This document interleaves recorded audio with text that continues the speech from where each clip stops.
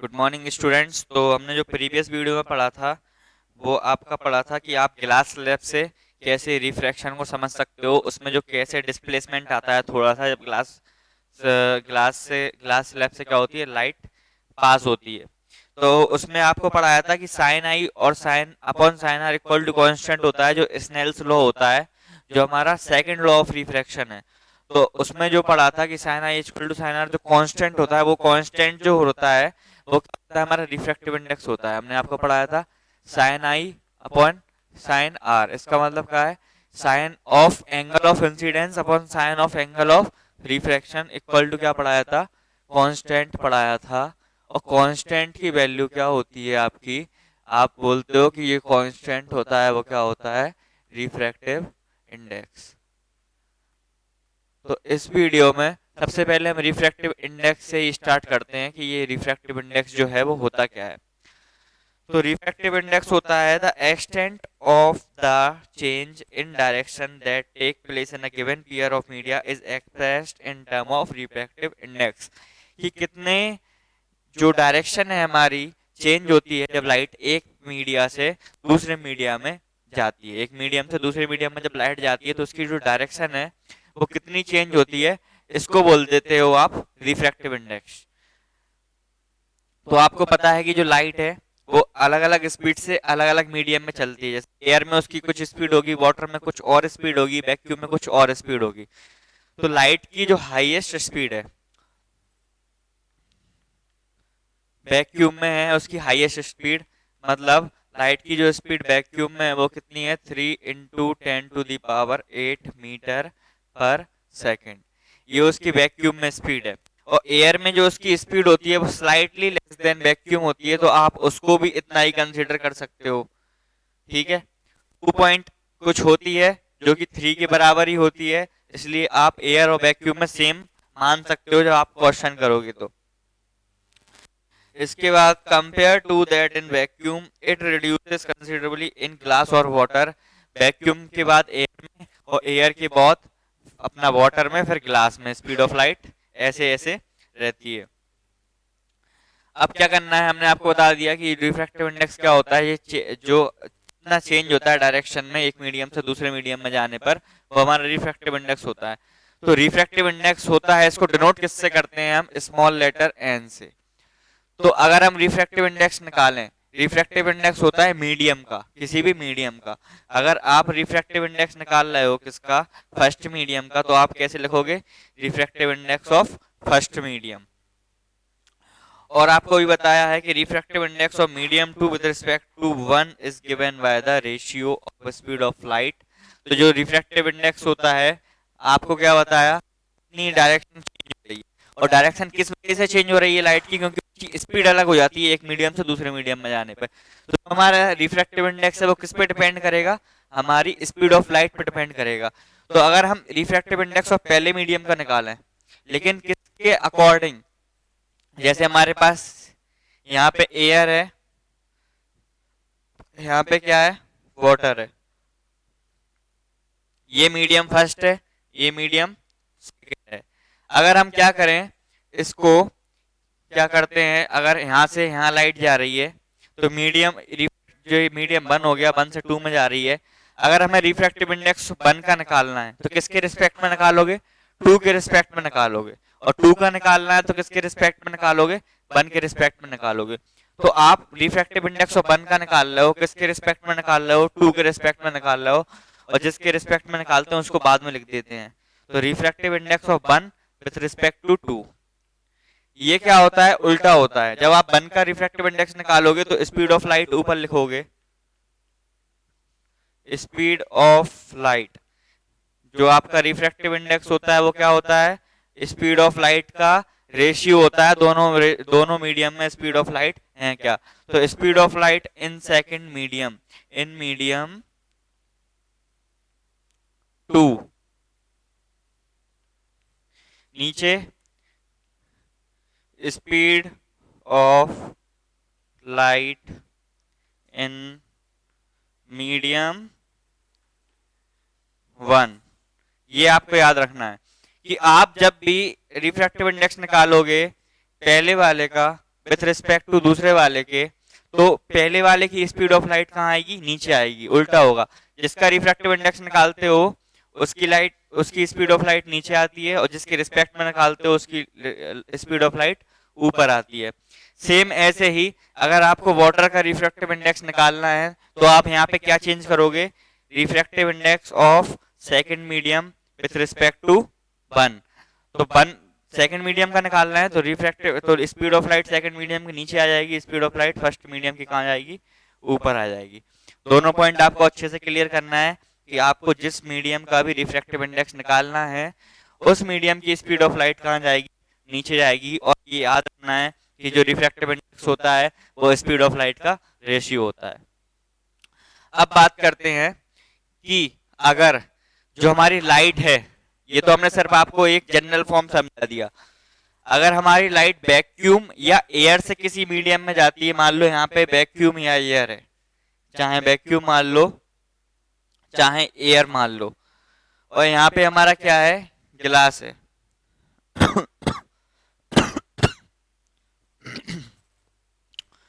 तो आप क्या करेंगे, वैक्यूम या एयर से जब भी स्पीड ऑफ लाइट किसी अगले मीडियम में जाती है, यहाँ पे ग्लास वाटर कुछ भी हो सकता है, तो आप उसका क्या करोगे, आप इसका जब रिफ्रैक्टिव इंडेक्स निकालोगे तो इसके रिफ्रैक्टिव इंडेक्स को आप क्या बोलोगे, एब्सोल्यूट रिफ्रैक्टिव इंडेक्स। ठीक है, इसको क्या बोलोगे, एब्सोल्यूट रिफ्रैक्टिव इंडेक्स। मतलब किसी भी मीडियम का refractive index with respect to air या वॉल्यूम। ये याद रखो कि किसी भी जब मीडियम का रिफ्रैक्टिव इंडेक्स निकालते हैं विथ रिस्पेक्ट टू एयर या फिर विथ रिस्पेक्ट टू वैक्यूम, तो आप इसको बोल देते हो एब्सोल्यूट रिफ्रैक्टिव इंडेक्स। अब एब्सोल्यूट रिफ्रैक्टिव इंडेक्स क्या होता है, जैसे मान लो हमारे पास, यहाँ छोड़ दो गिलास, छोड़ दो गिलास की जगह लिख दो मीडियम। हमें नहीं पता कौन सा मीडियम है तो हमने सिर्फ ऐसा लिख दिया कि यहाँ पे कोई मीडियम है।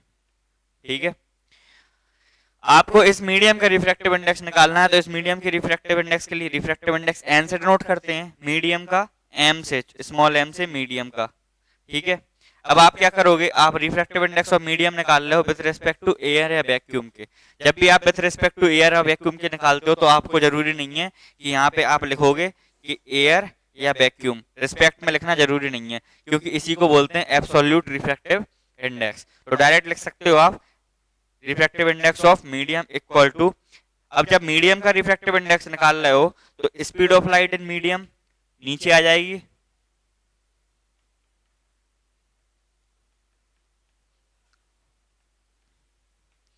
और ऊपर क्या आ जाएगा अपना, speed of light in air या vacuum. Speed of light in vacuum मान लेते हैं। ठीक है, अब क्या करना है, वैक्यूम में जो स्पीड ऑफ लाइट होती है उसको किससे डिनोट करोगे, उसको सी से डिनोट करोगे, और नीचे जो मीडियम में स्पीड ऑफ लाइट होती है उसको किससे डिनोट करोगे, उसको वी से डिनोट करोगे। ये आपका फॉर्मूला बन गया एब्सोल्यूट रिफ्रैक्टिव इंडेक्स का। इसका मतलब आप समझो कि आपको किसी भी मीडियम का रिफ्रैक्टिव इंडेक्स निकालना है, वो उस मटेरियल में लाइट कहाँ से आ रही है, उस मटेरियल में लाइट आ रही है या तो किसी एयर से या फिर वैक्यूम से, तो आप डायरेक्ट लिख सकते हो कि उसका रिफ्रैक्टिव इंडेक्स जो होगा speed of light vacuum upon speed of light in that medium, उस मीडियम में। स्पीड ऑफ लाइट वैक्यूम में सी से डिनोट करते हैं, स्पीड ऑफ लाइट मीडियम में वी से डिनोट करते हैं। सी की वैल्यू हमें पता है क्या है, क्या है सी की वैल्यू, भी बताया था आपको, स्पीड ऑफ लाइट वैक्यूम में कितनी होती है, 3 × 10⁸ मीटर पर सेकेंड। तो ये आप याद रखेंगे, यहाँ पे हमारा रिफ्रैक्टिव इंडेक्स खत्म होता है।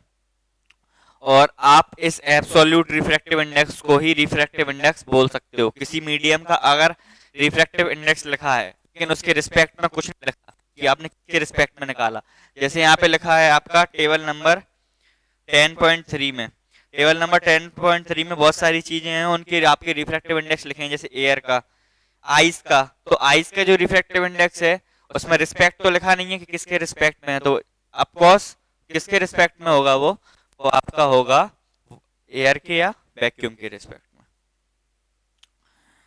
इसके बाद हम देखते हैं रिफ्रैक्शन बाय स्फेरिकल मिरर, कि हमारी जो स्फेरिकल मिरर्स होते हैं उनके द्वारा रिफ्रैक्शन कैसे होता है। सॉरी, स्फेरिकल लेंसेज, क्योंकि मिरर वाला तो हमने इसके पहले वाले वीडियो में पढ़ लिया था। अब हम रिफ्रैक्शन पढ़ेंगे लेंसेज से। रिफ्लेक्शन जो होता है वो मिरर से होता है, रिफ्रैक्शन किससे होता है, लेंसेज से होता है। ये बात आप याद रखना। आपको दो टर्म पढ़ाए गए हैं, एक तो पढ़ाया गया है रिफ्लेक्शन जो किससे होता है, मिरर से होता है। दूसरा पढ़ाया गया है आपको रिफ्रैक्शन, ये किससे होता है, लेंस से होता है। दोनों चीजें याद रखना आप, ठीक है। तो अब पढ़ते हैं कि हमारा जो लेंस होता है वो क्या होता है। सबसे पहले रिफ्रैक्शन पढ़ रहे हैं हम लेंस से, तो सबसे पहले पढ़ेंगे कि जो हमारा लेंस होता है वो क्या होता है। लेंस क्या होता है, a transparent material bound by two surfaces of which one or both surfaces are spherical forms a lens.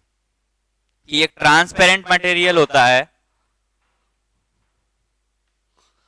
आपका क्या होता है, ट्रांसपेरेंट मटेरियल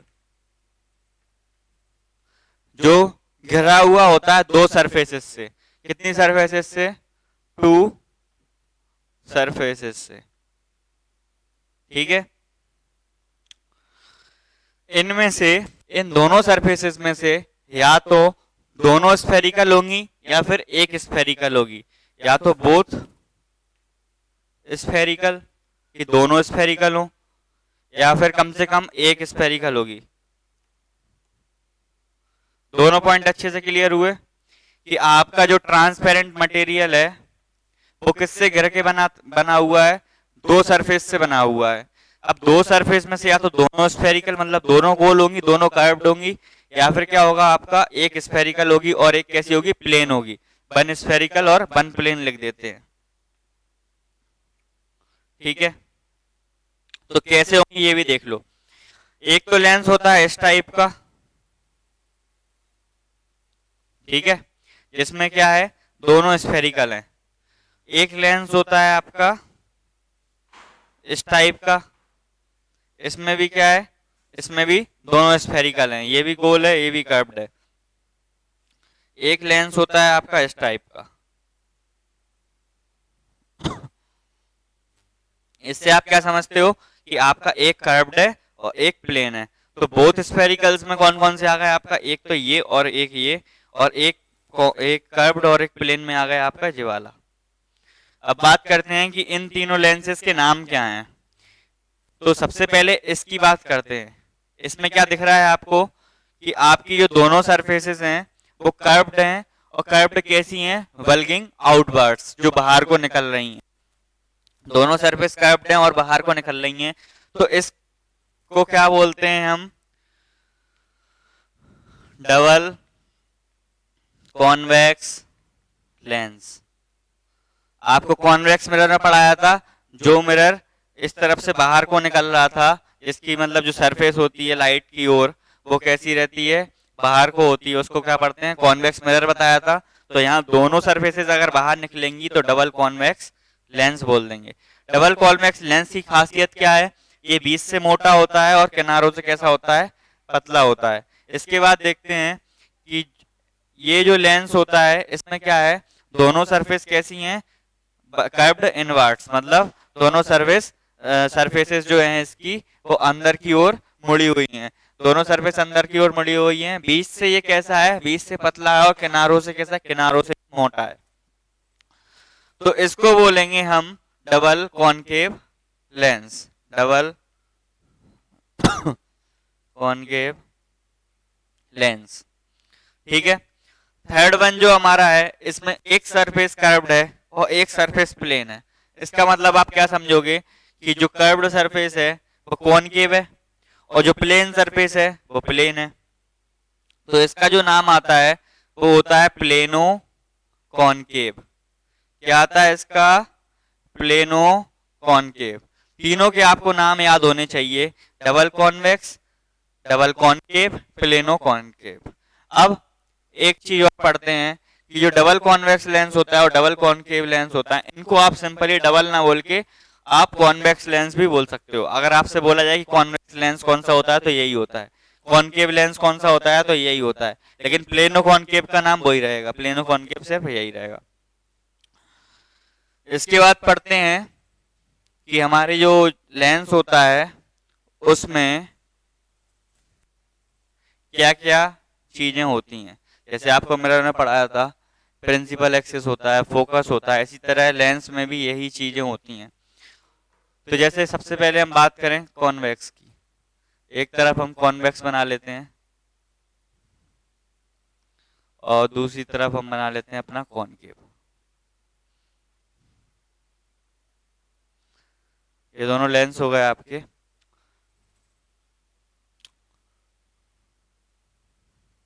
तो आपको पढ़ाया गया था कि जो कर्व सरफेस होती है ये क्या होती है, किसी भी स्फीयर का एक पार्ट होता है। जैसे ये जो कर्व सरफेस है ये क्या बना रही है, एक स्फीयर बना रही है। ये जो पहली वाली कर्व सरफेस है ये स्फीयर बनाएगी।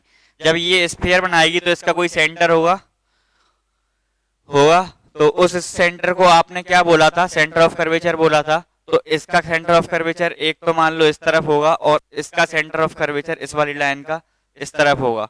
दोनों के सेंटर ऑफ कर्वेचर से जो लाइन निकलती है उसको क्या बोलते हैं हम, प्रिंसिपल एक्सिस।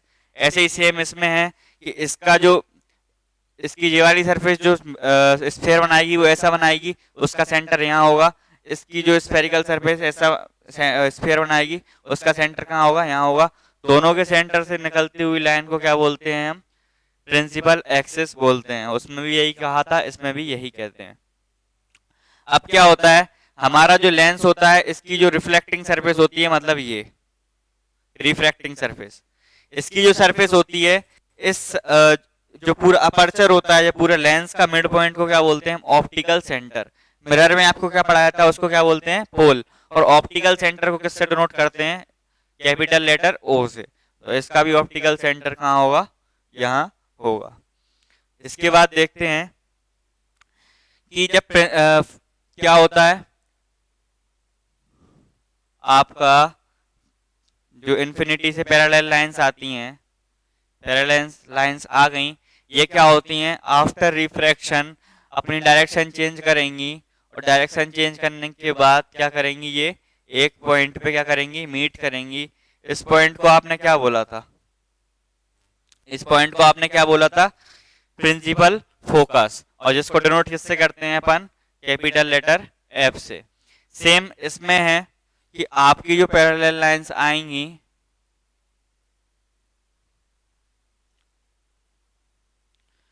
इसमें कहा जाएंगी,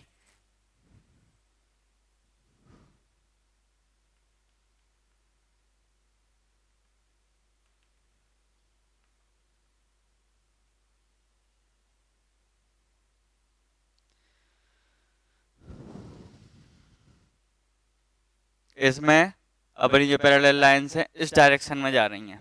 अब ये अगर इन डायरेक्शन में भेज रहा है तो कहीं पे ये मीट करेंगी, नहीं करेंगी। लेकिन आपको अपीयर कैसा हो रहा है कि ये पीछे मीट कर रही हैं, तो इसका जो प्रिंसिपल फोकस कैसा है, ऐसा बन जाएगा। दोनों पॉइंट आपको क्लियर हुए। अभी पैरेलल लाइंस इस तरफ से आ रही हैं तो आपको जो लाइंस है रिफ्रैक्शन की बात कहाँ मीट हो रही है, यहाँ पे। लेकिन यही लाइंस उस तरफ से आया तो आपकी जो लाइंस है रिफ्रैक्शन की बात कहाँ मीट होगी, यहाँ पे। तो हमेशा याद रखना, लेंस में कितने फोकस होते हैं, दो फोकस होते हैं।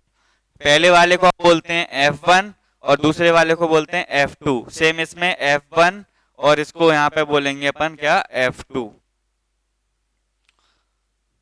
दोनों पॉइंट क्लियर हुए आपको। अब और क्या रह गया, प्रिंसिपल फोकस हो गया। अब ये क्या कर रही है, देखो ये वाला जो लेंस है वो क्या कर रहा है, लाइट को क्या कर रहा है, एक ही जगह एक ही पॉइंट पे क्या कर रहा है, कंसंट्रेट कर रहा है। तो इसको क्या बोलेंगे हम, कन्वर्जिंग लेंस। जो हमारा कॉनकेव लेंस होता है वो कैसा लेंस होता है, कन्वर्जिंग। ये क्या कर रहा है, लाइट रेस को दूर दूर भेज रहा है, इसको बोलेंगे हम डाइवर्जिंग लेंस। ये बिल्कुल अपोजिट है आपके मिरर से। आप जो आपका कॉनकेव मिरर होता था वो होता था कन्वर्जिंग, लेकिन यहाँ पे क्या है, कॉन्वेक्स लेंस कन्वर्जिंग बोल रहे हैं। तो दोनों पॉइंट आपको क्लियर रखने हैं। प्रिंसिपल फोकस हो गया, ऑप्टिकल सेंटर हो गया, और जो ये इसकी जो सरफेस रहती है इसको बोलते हैं हम क्या, अपर्चर। ये आपको याद रखना है। फोकस हो गया, प्रिंसिपल एक्सिस हो गया, ऑप्टिकल सेंटर हो गया। बस यहाँ पे हमारे लेंस के बारे में जान लिया है, कौन कौन से लेंस होते हैं, क्या क्या होता है लेंस में। अब जो अगली वीडियोस में हम बात करेंगे कि इमेज फॉर्मेशन बाय लेंस कैसे होता है, कि लेंस से जो इमेज फॉर्मेशन होते हैं कि अपन ऑब्जेक्ट कहाँ कहाँ रखें, जैसे आपने मिरर में किया था, और आपकी इमेज कहाँ कहाँ बनेगी। आज के लिए इतना ही। Thank you. Have a nice day.